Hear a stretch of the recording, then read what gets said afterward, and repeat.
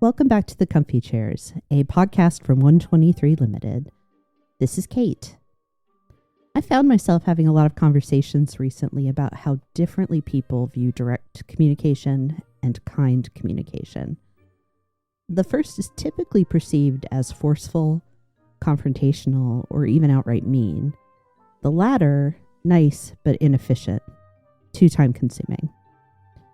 Here's the thing, direct and kind are not opposing forces or a binary choice, but seeing them as such has contributed to the collective discomfort, I believe, with confrontation. I also think that we have failed ourselves here. For one, confrontation, when we look at the parts of the word, con meaning with, and front meaning face, it simply means coming face to face with a person or issue. It actually involves connection. Similarly, there is a lot of research about how conflict and confrontation, when managed well, can contribute to the overall health and performance of a team. Amy Edmondson's The Fearless Organization and Patrick Lencioni's The 5 Dysfunctions of a Team are great resources to understand the role of productive conflict. My father once mentioned that he'd consider writing a book on management by confrontation, not argument or disagreement, but leading by fully facing issues. So, in honor of Father's Day this year, and of everything I've learned from him, I'm pleased to have my father join me for this conversation. Welcome to the Comfy Chairs, Dad. Thank you. Yeah, I'd like to take a moment so you can introduce yourself, please. Okay. Well, I'm obviously Kate's dad. Mm-hmm. My name's Charlie. And fact is, that's how I've always been known, even when I was in a reasonably high executive position. Everything was Charlie with a small c because I was too lazy to capitalize. Is that where I get it? Yeah. I am retired. The last 10 years I worked, I was an associate dean at a professional school in the Department of Defense, and for 16 years before that I was an instructor there, or a professor, and before that I was a military officer. And for all of that time I'm Pat's mother's husband. No, I'm Kate. She's Pat. That's right. Yeah. Do we edit that out, or do we just laugh at the old man? We'll see. Okay. I mean, you know I like laughing at you, Yeah, so we'll see. I think that's probably a good thing. But no, her mother and I will be married 54 years this summer. And I'm a maker. Yes, you are. Yeah, I get personal pleasure out of making things. I do woodwork, I do metalwork, I do machining, I do gunsmithing. I make statues and pictures and painting and drawing. I just like making things. I'm currently writing a children's novel that I hope to finish someday. Yes. So that would be I. Yes. I have in my possession a desk that Dad and I built together. Yeah. And also a table that we built together. Yes. That's right. I forget about that sometimes because it's in the basement covered with things. But yeah, you are a maker. And you have had a lot of time in leadership and instructing people with leadership and other responsibilities. I know that you've held leadership positions not just in the military or in the Department of Defense, but also in your church for decades. Yeah. And this is something that we have shared a lot of conversation about, what makes for effective leadership and what doesn't. And I think we are probably of a very like mind around the role that confrontation plays, but it's one of those words that people get really anxious about. I lump it together with consequence and accountability. Well, I think it's really important you define terms accurately. Yes. I always told my students that if you don't define your terms carefully, people apply their own definitions. That's exactly right. After a very short period of time, no one knows what anyone else is talking about. But I think we really have to differentiate between confrontation and conflict. No, they're connected to each other a lot of They times. can be. And in fact, confrontation is a way to deal with conflict. But conflict typically is between people. Typically, yeah. Confrontation even though it involves sometimes having to confront people, confrontation typically is with resolving issues or problems. It's the idea of clearly facing and delineating what a problem is. Now, in some cases, that problem is a person. Yeah. And sometimes that does require conflict. But confrontation management is not conflict management. People spend a lot of time trying to, quote, manage conflict. I believe that you should avoid conflict and manage issues. That's interesting. And that's what good confrontation management, I believe, will give you. If there is a problem, you don't let it get to the point that people have to be in conflict. I want to go back a little bit and think about if I can verbally process this idea of avoiding conflict, because conflict avoidance can be highly problematic. So is it so much avoiding conflict or preventing conflict? Preventing conflict. Yeah. You avoid conflict by resolving issues before they get to the point that people have conflict over them. Exactly. There is a real tendency, particularly in issues that involve people, for management to put off dealing with the issue. Oh, yeah. Until it becomes inevitable that there will be conflict and damage and loss to the organization. And that's why I've always valued the idea about early and well-structured confrontation before something can become a problem that requires significant error. Usually it can be dealt with by just simply dealing with it. Yeah. And as General Colin Powell was fond of saying, bad news doesn't improve with age. No, it does not. So putting stuff off very, very seldom makes it better. Now, I have to do an excursus on that because one of my management professors many years ago pointed out that sometimes your decision of the action to take is to do nothing. Yes. Which is totally different than not making a decision and letting things just mill along uncontrolled. That's exactly sometimes right. The best thing to do is let things try to resolve themselves. But when something requires intervention by management or leadership, if you prefer, I don't know which is stylish right now. I use them wildly interchangeably, even though that's not necessarily the popular thing. Well, I've been retired for over a decade, so I don't pay attention. But what were we talking about? Colin Powell. Oh, choosing to letting things do nothing, go along, and they typically don't resolve themselves. No, but there are times they do. Well, but that's a management decision. Yeah, it's cost benefit analysis is one sometimes tongue in cheek way to talk about it. It's interesting because the episode I recorded just before this, it'll come out about a month ahead of this one, but it was a conversation about critical thinking. And what you're talking about is the application of critical thought, of intentional decision making, has to play a role. Engraved in bronze at the military academy over one of their archways, it says, "When in doubt, do something." And the idea there is failing to make a decision is the worst thing you can do. Okay. Now, once again, that decision may be not to do anything right now, but it's still doing critical thinking, determining what the issues are, and coming up with the best solution, which in some cases is action.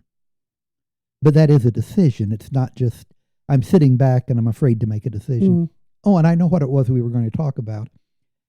In issues that sometimes inevitably are going to lead to conflict, managers and leaders have a real tendency to kick it down the street. Yes. Not address it. And those things almost never get better.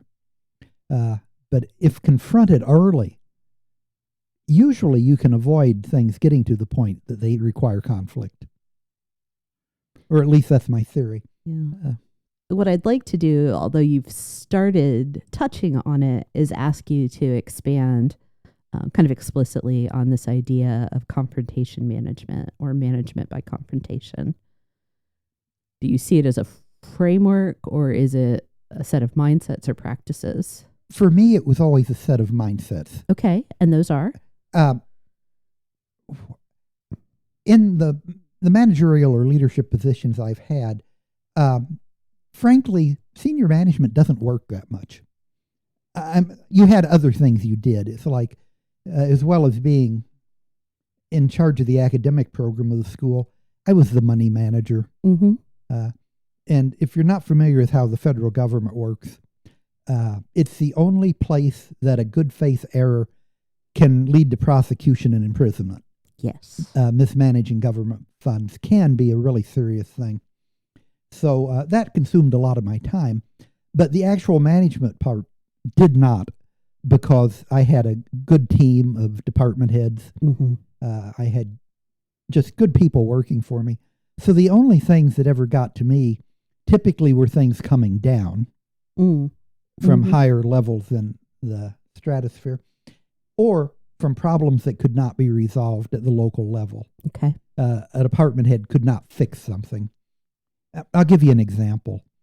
A very good friend of mine who had been at the school quite a bit longer than I had become intractable. And his department head had attempted to change his job. Don't do this, do that, that kind of thing. Okay. And he just said, no. Oh. I won't. And he didn't. And this went on for a considerable period of time. And finally, the department head came and he told me about it. And I said, oh, okay, ask him to come see me. Mm-hmm. Now, understand, this is a friend of mine. I've known him at this point for about 25 years. Yeah. He came in and I said, I won't use his name, but I said, I understand that your department head asked you to start putting your level of effort in this area instead of that area. Yes. And that you told him no. That's right. I don't agree with him. I said, well, you understand, you work for him. Yeah, but I'm not going to do it. And if he tries to make me, I'll retire. And I said, well, it has really been good working with you all these years. Yeah. Here's how you apply for your retirement. Yeah. And he said, oh, I thought you'd back down. I went, no, I hope we can still be friends, but you have a job to do. If you don't want to do it, then we don't need you here. And you do need to go ahead and retire. And he did. Mm-hmm. But all it took was, this is the answer. If you're not willing to accept the answer, then we're not going to keep fooling around with this. Yeah. It's not going to drag on. It's not going to take away from the department. It's not going to consume all your managers' time and all. We have two possible resolutions here. Let's look at both of them. You can do what you were told, or you can leave. Yeah. A and B. That is a frightfully common occurrence. I was just talking with one of my coaching clients about almost essentially the same thing. Somebody who was told you have some flexibility in your choice of scheduling has turned into this direct report is just making it up as she goes along, and they never know when she's going to be there. Mm-hmm. She was hired to work an quote unquote off shift, and she's saying she doesn't want that. It's like, okay, go find another job. And not to be heartless, but if the work requires X and somebody says they will not do X, then that is not the job for them. Absolutely. This goes back to what I call the foundational leadership skill, and that's clarity. That you have to be clear about your purpose, your intention, your values, your expectations, your relationships, and what the job entails, what the work requires of people. Well, to finish on that story, I believe we're still friends. Good. I know up until the time he actually retired, we had a perfectly good relationship. Mm-hmm. It wasn't that my friend came in the office and we fought. He came in the office and I clarified for him that he had only two options and he got to select which one he wanted. That's exactly it. And it became his decision. This is a really similar... I think one of the mistakes that leadership has stumbled its way into in recent years is this idea that you have to convince or persuade people. Like, well, I've got to get their buy-in. I've got to convince them to do it this way. And the answer is, no, you don't. What you do need to do is create crystal clear expectations about what the work entails, what the like what is needed. And if it's tying back to what the job actually requires, then that's it. It's that simple. You need to present your expectations with respect. You need to be kind to people. You need to provide support if they struggle.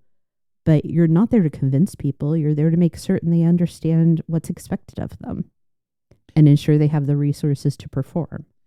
Mm-hmm. Now, in an ideal situation, an employee or a subordinate should understand the job and they should buy into it. That's ideal. Yeah. But sometimes you don't have the right person in the job every time, and they're not going to buy into it.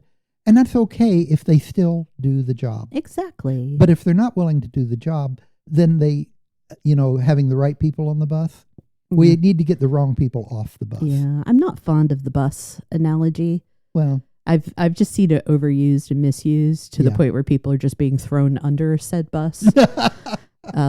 So yeah, I personally try to avoid it, but it's a that's useful. Too bad. I like it. That's fine. It's a useful metaphor for some people, but yeah, I think that's the thing, and it's whether because they're viewing this moment of confrontation. Excuse me. Yeah, you're fine. As a fight, a disagreement, as conflict. By putting it off, by trying to have these persuasive, well, they're just really struggling conversations, you are creating conflict yourself. Yeah. And I think we can take this beyond personnel issues really easily. Financial issues, mission descriptions, determining what you are as an organization trying to do. Mm-hmm. All of these are areas that need to be clear. And I firmly believe the easiest way to have things clarified is, once again, through constructive confrontation. Mm-hmm. The people who need to make the decisions need to make the decisions. Mm-hmm. And quite often, the only good way to do that is to sit down together and make them, as opposed to putting it off. If I were king, we would get rid of email. We would get rid of text. We might even get rid of telephones so that people would spend more time looking each other in the eye and resolving their problems. Yeah. Well, that's not feasible for a whole bunch of reasons. No. So what is necessary is developing kind of the attitude and the discipline of facing people and being really clear about your terms. So when you do have to send email, mm-hmm. are we all agreed about how we're using it, what type of things we're communicating in it, and what is our shared language around any issue? It would be helpful if there was a built-in 30-minute delay and you had to read through your email during that 30 minutes and certify to man and God you had read it before you sent it. Yes. And that would avoid a lot of trouble. That would. For a lot of things. Think about it.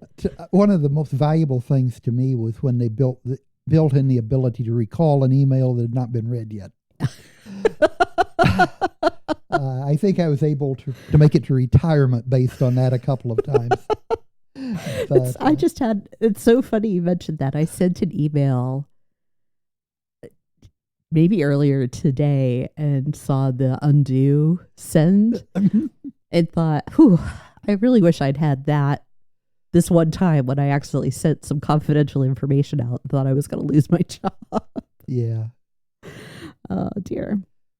But I'm trying to think of some actual examples. Mm-hmm. A pericope's always better than a theory. Yeah. But I know there are times that I have seen organizations fail to make needed decisions simply because they were difficult decisions. Yeah.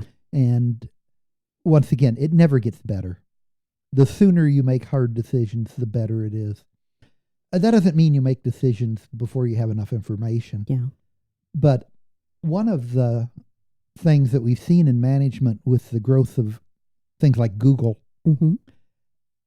managers are afraid to make decisions for fear there's information available they haven't got yet. I there's a term for that, and I can't remember what it is. It's something paralysis is the term. Oh, analysis paralysis. Thank you.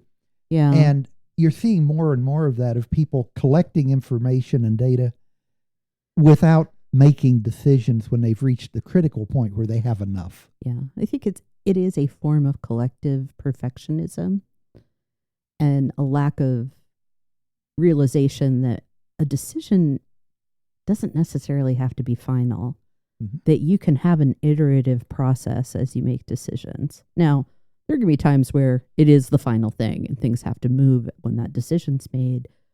But there are very few actions in the day-to-day of most workplaces that you can't say, oh, that wasn't the best decision we could have made. We're going to rewind as far as we can and choose another path. I worked for a general officer one time who was a really, really good manager. What made it particularly interesting that he was also a fighter pilot, and they typically are not good managers. Something about seat of the pants. Yes. But I remember one time the general had made a decision, and I didn't agree with it, and I went back to him with additional information, and he changed a pretty significant policy decision. There was another time I went back and tried to get him to change his mind on something, and his response was, "Don't you have anything new?" I said, "Well, no." He says, "Then I've already decided that. Get out of my office." Yeah. Which I thought was a marvelous response. Yeah. I mean, maybe not in both get cases. Out. But yeah, it is. If you have additional information, I'll look at it and change my mind. Yeah. Or if you don't have additional information, then what makes you think you're so clever you can change my mind after we've already talked about this? Yeah. This is everything we've already discussed. Absolutely. That was what I used to come to my decision. I hate to say it, but I actually think enjoyed the second interaction more than the first. I can see that with you. Yes. Yeah, because I love good management. I really do. And you don't see that much of it. Unfortunately. I think there are a lot of people that want to lead well, that want to manage well, but this could be an entirely different conversation. It may be a tangent I don't want to follow, but it's we're just not preparing people to lead sufficiently.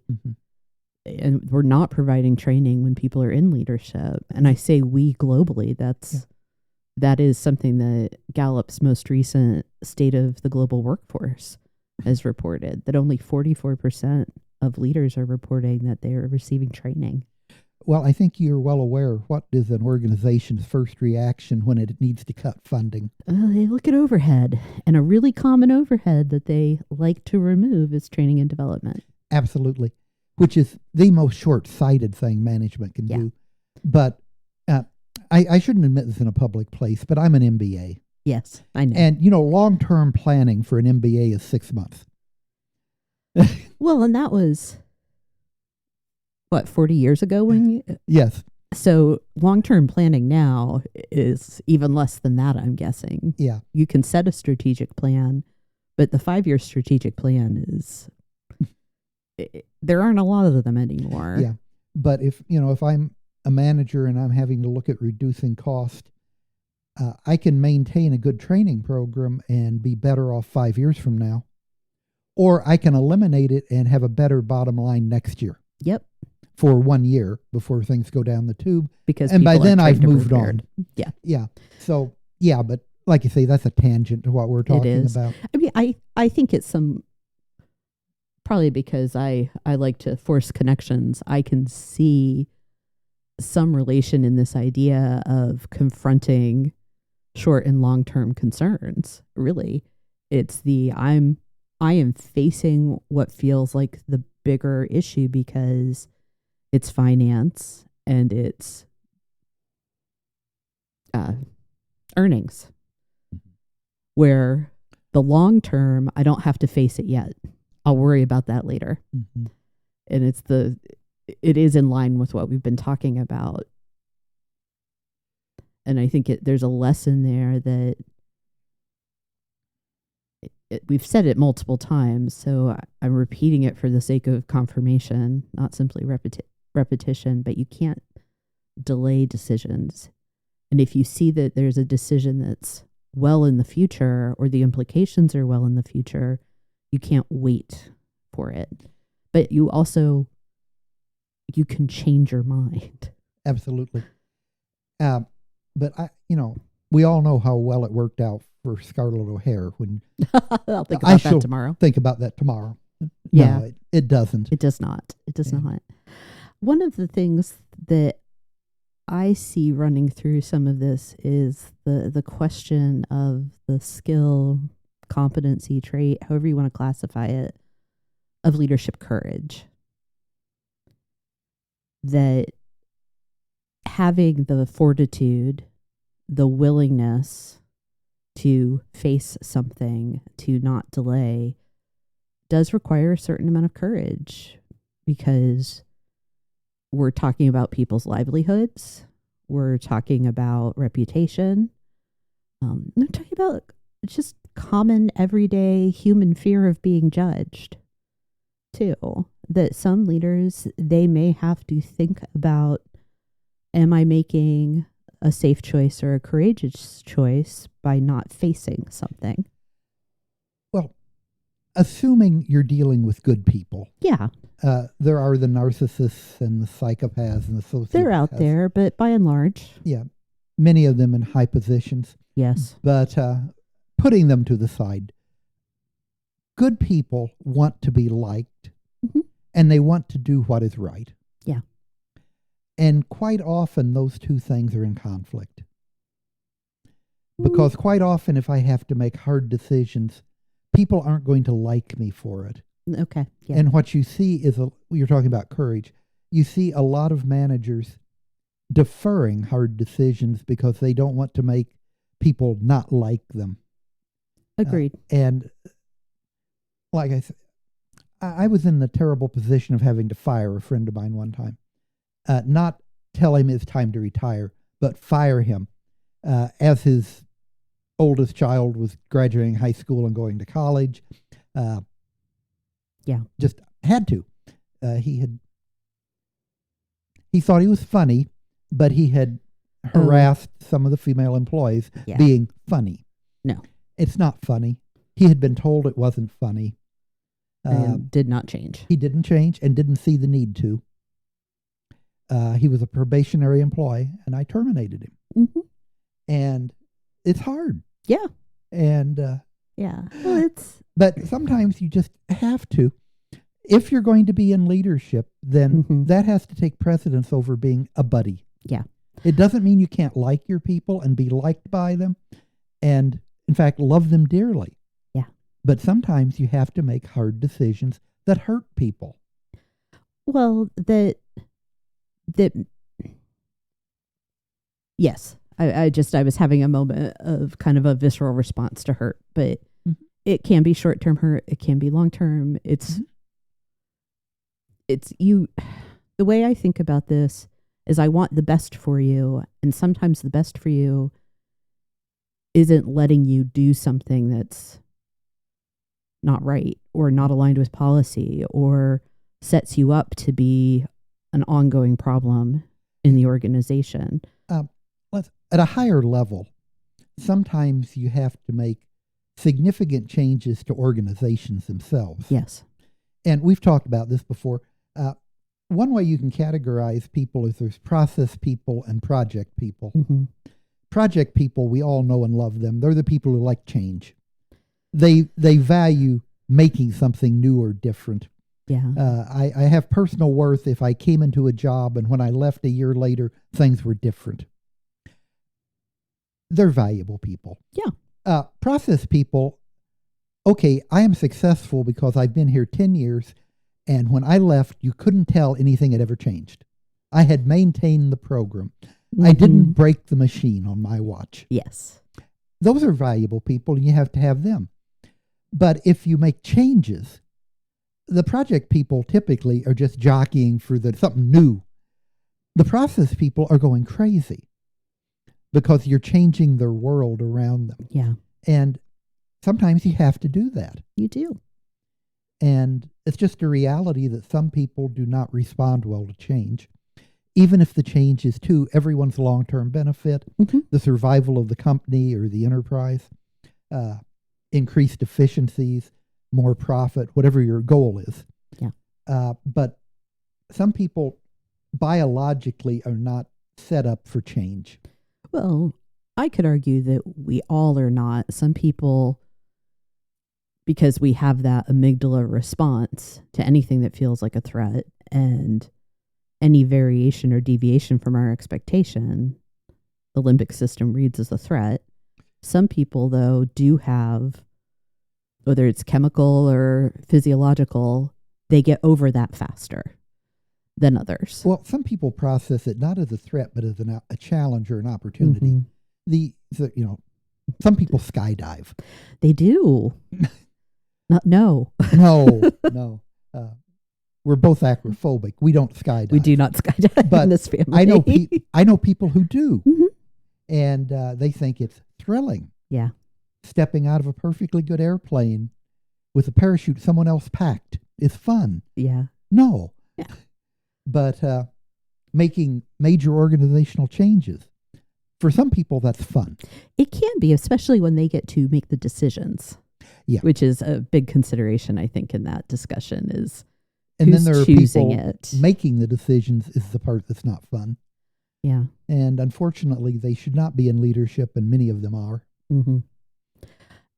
I think it's a very natural thing that we've gotten into talking about change in a conversation about confrontation, because that is the big thing. One of the people with whom I work closely, Peggy, we joke with each other that we could make the case that all leadership is change leadership. I could also make the case that all learning and development work is change work. Because you're starting in one state and you're asking people to do, even if it's just take action, you're asking people to change. Well, over time. At a micro and macro level, if you aren't having change, then there is nothing to confront. There is nothing to cause conflict. Exactly. But if you're not changing, you are not living. I used to do in-service training for my faculty. And I had a graphic that started out with a picture of a dinosaur, and it morphed into the skeleton of a dinosaur. And the caption was, anything that is not growing is dying. Yeah. Things have to change. Well, this is my pet theory that the majority of us, let's say 99.9% of us, fear change, I think, as this very visceral, almost primordial fear of death. Because as soon as we're born, we begin to change. And the inevitable end of that change, aging, is death. So I think on some level, we fear change, we being humanity, because there is a fear of death also ingrained in us. That's the Kate theory, right? It is. It's my theory. Like I said, it's my pet theory.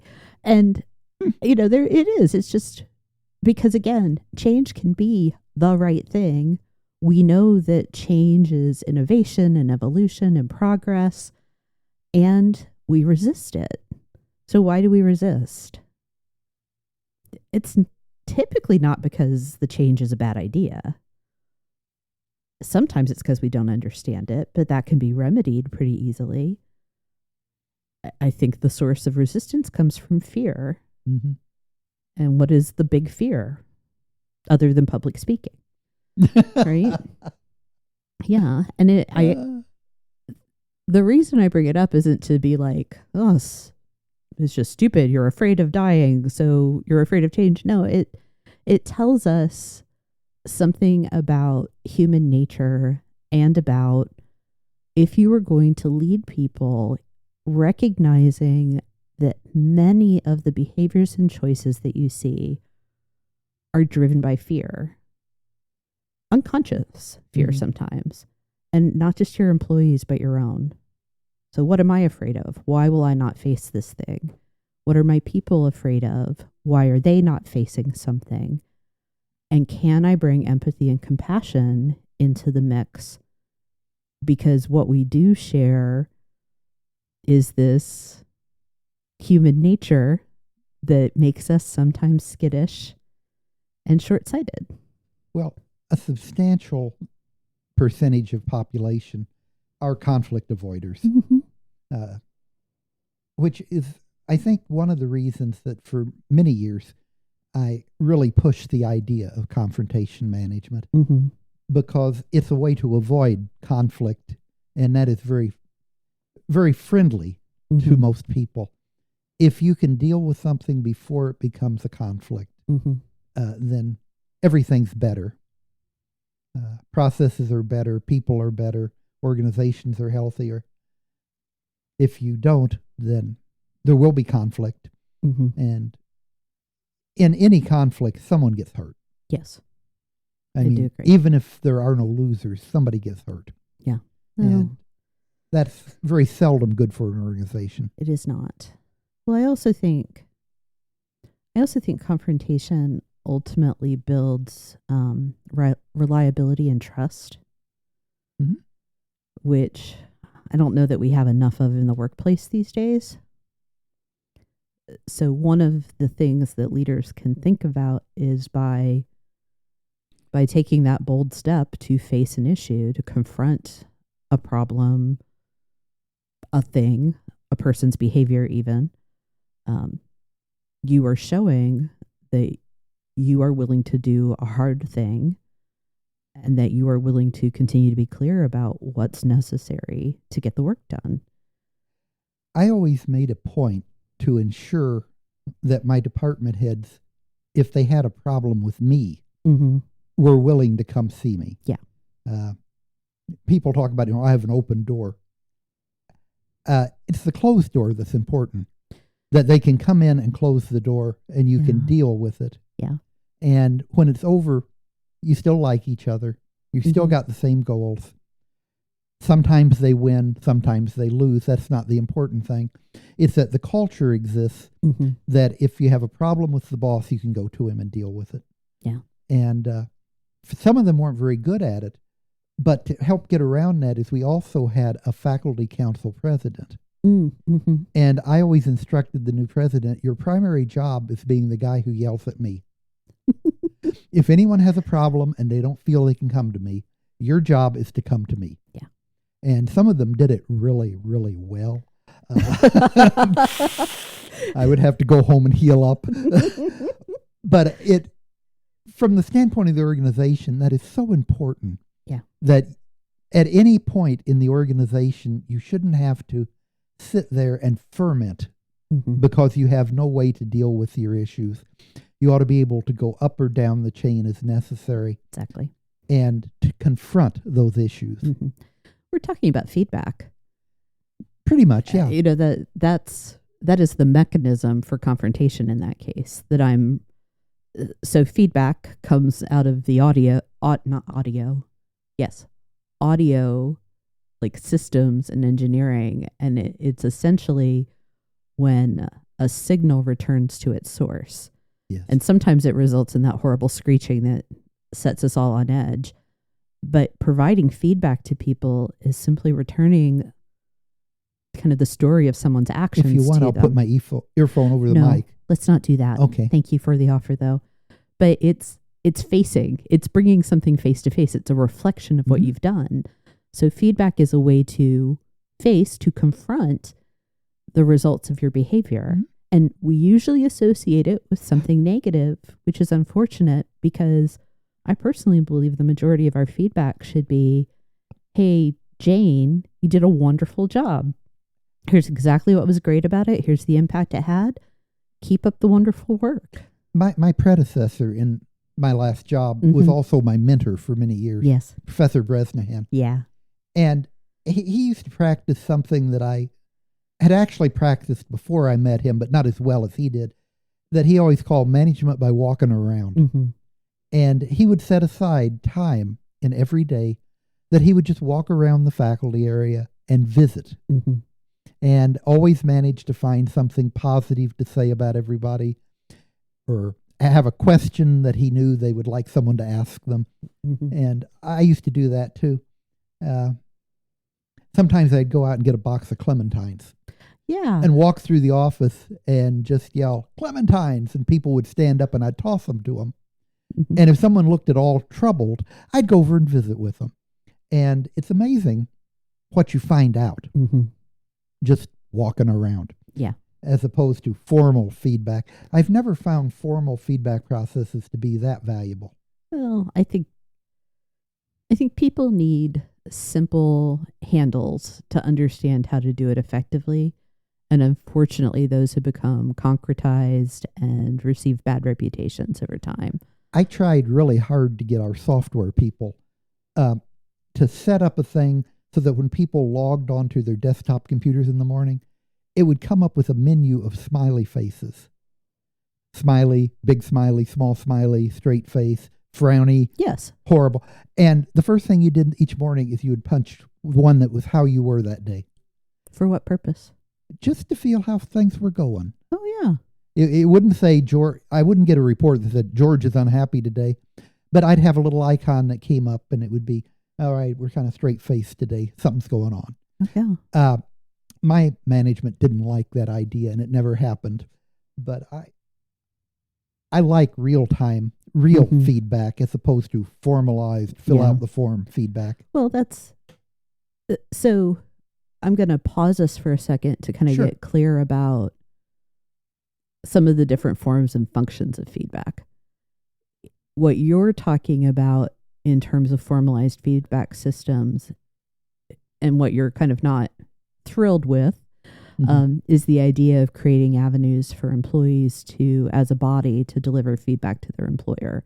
Employee engagement surveys or... I think surveys is the thing that I have the greatest long-term hostility toward. Because typically they don't survey what you think they're surveying. And the people who get the results don't understand what the survey actually surveys.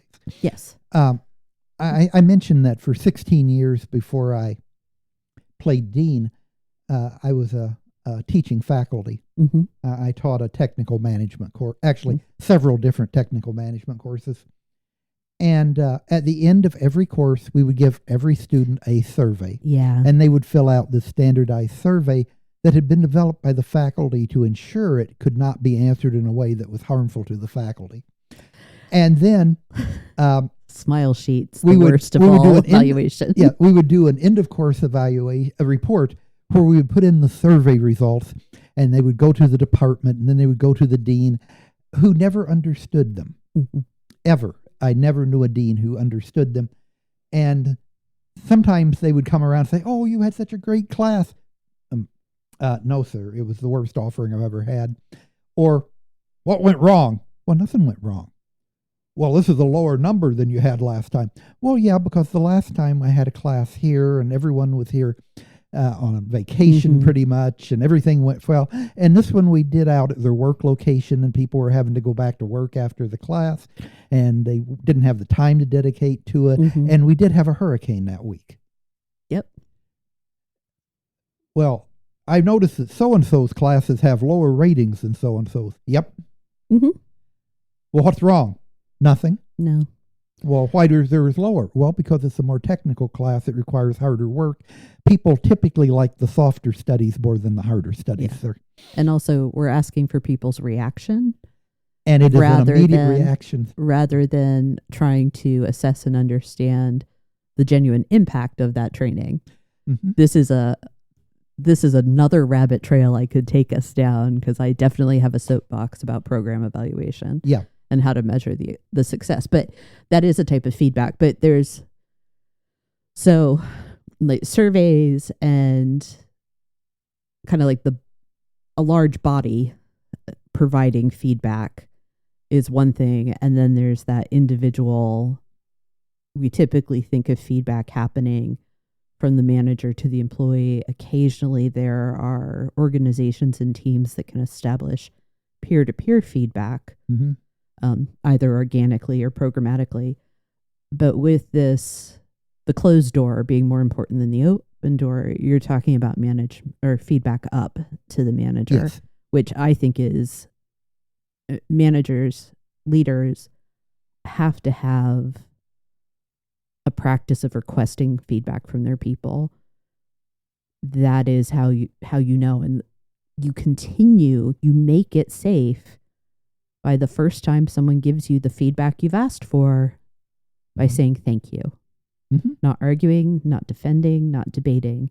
You say thank you. And if you need time to sit with and process what you've heard, tell them that. Do it and follow up. I think we're in violent agreement. Yes, we are. We definitely are. I wanted to kind of bring that back, that I felt like we'd started talking kind of more about employee survey than individual feedback. And see, I don't even object to the surveys because I used them for years beneficially. What I objected to is they're being used inappropriately by people who didn't understand. Yeah. As you said, a reaction survey isn't a question of how good was this. It's how do I feel right now? Yeah. Did I have a good time? Do I feel good today? Is the sun shining? As opposed to, did I learn something that will help me a year and 5 years from now? And can I demonstrate that I learned it? Yeah. Was the instruction such that I'm actually able to do the thing as a result of having attended this class? Yeah. And many training programs do not take that into account, and instead they rest on the laurels of, well, everybody left this class saying that, Charlie was a great floor show, basically. Yeah. It's like, I can make people laugh all day in a class, but if they leave and they don't remember. I'm going to tell you a story. Yes, please. I mentioned that I taught a technical management course for years. Well, there was another parallel course on a topic I knew nothing about whatsoever, but they had a backup in students. They needed more faculty teaching that topic, and I was asked if I would teach it. And I explained to them, well, I don't know this topic. And they said, well, yeah, but this is just an introductory course. You just have to know more than the students. So I went over and I sat in on the course director's offering, and I took notes, and I listened to recordings, and then I taught his class. And if someone would ask me a technical question, my response would be, I don't know, I'll ask Rich and get back to you. Mm-hmm. At the end of that year, all of our students rated me as more knowledgeable in the topic than they rated him, because I had a better classroom presence than he had. He was the technical expert. I never gave an answer that he didn't provide me, but the students fed back that I was better at his topic than he was, which did not make him a happy man, by the way. Well, honestly, frankly, one of the things that probably made you a more appealing instructor, not just classroom presence or style, but the willingness to say you don't know, that increases our credibility a lot of times. And boy, I must have been credible. Right. But it's, one of the things I think is important in the space of confrontation and leaders embracing it is being willing to be humble, that you might be wrong. You might have to confront something that was a result of your own error. You might have to change your mind about something. You may have to say, I don't know. And there is this false belief out there that leaders have to have all the answers. I had a mantra. Yes, sir. That if the faculty wasn't smarter than the management, we needed a new faculty. Yeah. Yeah. And every one of them was sure he was smarter than I was. So they believed that. Well, it's one of my, I've written about this before. Leaders can't presume that they're the smartest person in the room, even if they are. Even though we are. I know, right? I totally am always the smartest person in any room. I am totally not always the smartest person in any room. But even if you are the smartest person, shut up. Like, let other ideas happen. And that is facing your own ego and setting it to one side so that people can be their best selves at work. Yeah. So Mom was in the comfy chairs recently with me, as you well know. Yeah. And we talked about lifelong learning. And I'm curious how you see lifelong learning and confrontation playing together. Do you see any relation? You know, I'm sure there is, Yeah. but off the top of my head, this goes back to your first question. Yes, sir. Did I see this as a program or Framework or a framework mindset. and I've always considered it just a mindset. Yeah. And that mindset applies to everything, and it continues to apply to everything. So I am no less confrontational now than when I worked for a living, and I don't think I'm any more. It's just my natural reaction. If there is a problem, we solve it now. Yeah. If there is a potential for conflict, we determine how to avoid the conflict. If it's unavoidable, then we determine what we do to settle it. And you don't let things fester. You don't let things slide down. No. And you mentioned that even though I'm retired, I still stayed active in other things. I was the chief executive officer of our regional presbytery during COVID. Yeah, that's right. And one of the things I did was contacted as many of the pastors as I was able to, just to see how things were going. And oh my goodness, things were not going well for many of them. No, they were not. They had incredible conflict over how do we respond to this. Lost a lot of membership. A lot of good people died during it. It was a very, very difficult time. But it was the same kind of thing. There were issues that came up that caused division, that caused problems, and none of those got better on their own. They had to be dealt with as they came up. Yeah. And there were some really good decisions made. There were some really bad decisions made. But I've told you this before, one of my rules is you never judge a decision on the outcome. You judge a decision on how well it was based on the information available when it's made. Yeah. Sometimes stupid decisions work out wonderfully. Well, it's still a stupid decision. Yeah. Sometimes really good decisions fail miserably, but they're still really good decisions. Yeah. I talked about this in terms of asking people to tell their stories in a healthcare setting. A caregiver can do everything right. Absolutely everything, not miss a thing. And sometimes the patient still dies. Yeah. Like it's what was the thought process that went into it? What were the actions taken?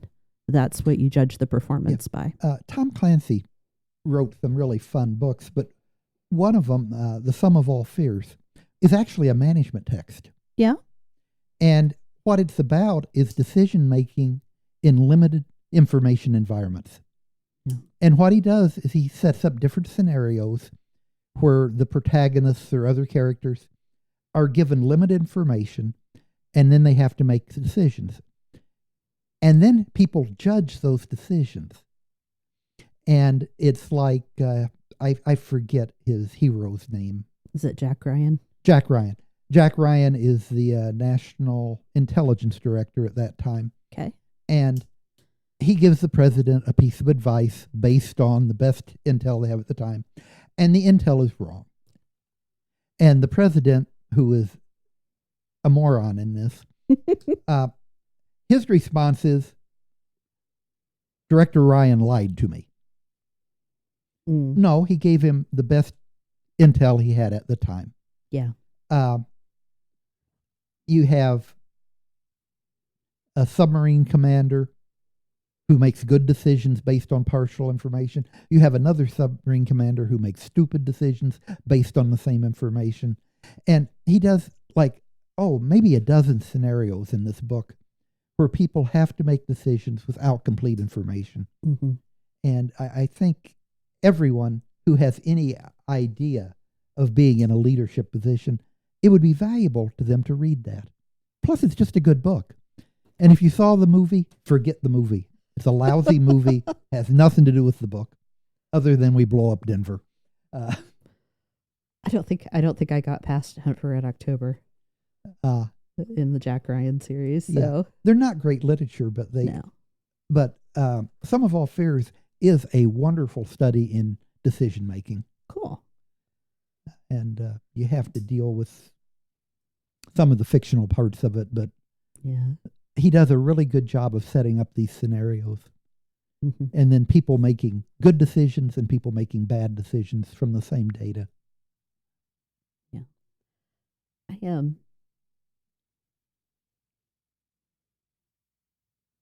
I lost my train of thought. I'm going to ignore that. So we're kind of at that point where we're reaching that natural Mhm. close. So I like to ask if there are any thoughts or observations, either from the conversation we've had or that you would want to be able to kind of put out there just in general regarding effective leadership.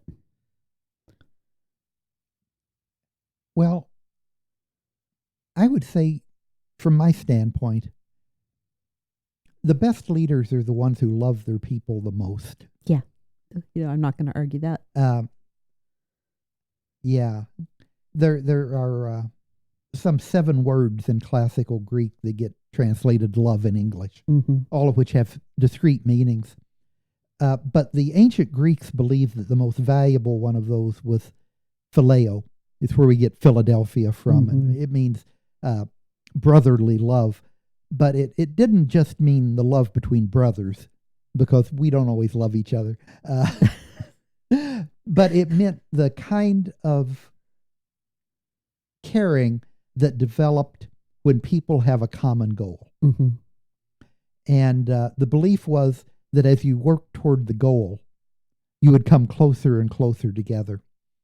And I think that that's what really good leaders do, is they establish phileo, in their organizations where the goals are clear. Everyone is helping one another get to that goal. The process is not doing for me. The process is getting us to the goal. And if you do that, then everything gets better. Organizations where it's just, I'm here for my paycheck. I don't have any idea what this company's trying to do other than make a buck. Yeah. Well, No. So I don't fault people for sometimes just being there for a paycheck. There are a lot of reasons why folks end up. You've got to have a job. Yeah, that's exactly it. Like, I fed you. Thank you. Thank you. You fed me. You sent me to college. Yeah. I am here because, so I never fault people for that. But if it's not clear to them what the purpose, the mission, what the work is, if there's lack of clarity on some of those foundational elements of any workplace, even the people that are there because of a higher purpose are going to struggle.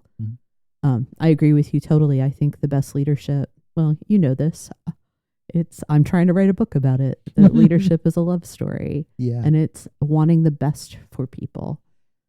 That would be agape, by the way. Yeah.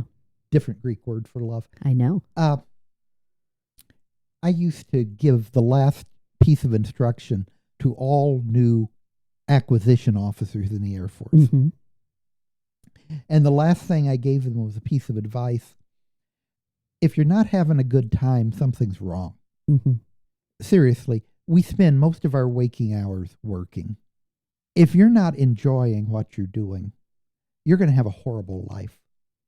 So I said, you need to do one of 3 things. You need to change so that you're enjoying it. You need to change what you're doing so that it becomes enjoyable, or you need to go somewhere else. Yeah, change the job. That's right, because A, you're not going to be happy, and B, it's going to hurt everyone around you. Yeah. That's confronting the job itself. And do I change myself? Do I change the job? Or do I change jobs? Yeah, I listened. Yeah. I've heard you talk about that before. Yeah. I listened to you. Yeah. I think that's a pretty good place to stop. Thank you. Yeah. We spend a lot of time at work, and work is work.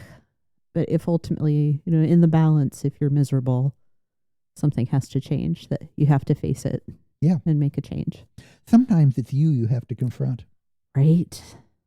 That is actually typically the thing that has to be confronted. My own expectations and behaviors and mindsets. Okay. All right. Do I get paid? No. Oh, okay. No, just my love and devotion. All right. Yeah. I mean, as much as you ever get. So. Thank you so much, Dad. Thank you, hon. Yeah. Thank you for joining me today. If this conversation sparks something useful, please follow the Comfy Chairs and leave a review. Those small actions help more people find the show. Got a leadership question you'd like featured in a future Comfy HQ episode? Please send it my way. I'd love to hear what's on your mind. And when you're ready to move from ideas into action, 123 Limited helps leaders build stronger teams, sharper strategies, and better talent plans. Learn more at 123limited.com.